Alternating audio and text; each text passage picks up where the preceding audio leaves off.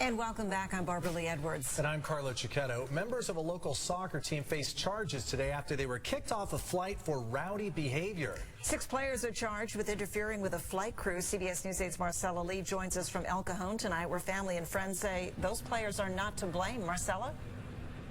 Barbara Lee and Carlo, this field behind me at the McGrath Family YMCA is where these soccer players practice. Tonight, they're in an Amarillo, Texas jail, accused of unruly behavior and swearing at the flight crew and a passenger. But the players say they are the victims of racial profiling. They are Iraqi Christians. A short time ago, I spoke to one of their teammates who was not arrested and made it to Chicago.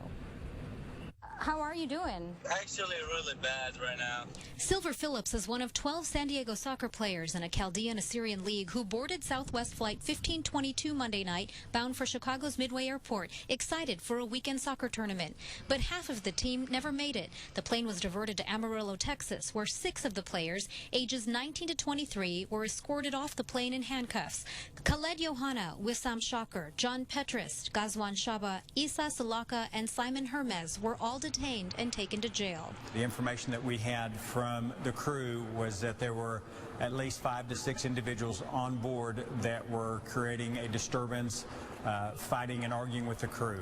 The U.S. Attorney's Office says the men were disruptive, refused to put their seatbacks and tray tables up, and kept standing up. A passenger says the men were swearing and accused the flight attendant of being racist when she refused to serve them a drink. They were just being loud and obnoxious, and the flight attendant felt that for everyone's safety, they felt that we needed to stop as soon as we could, which was in Texas.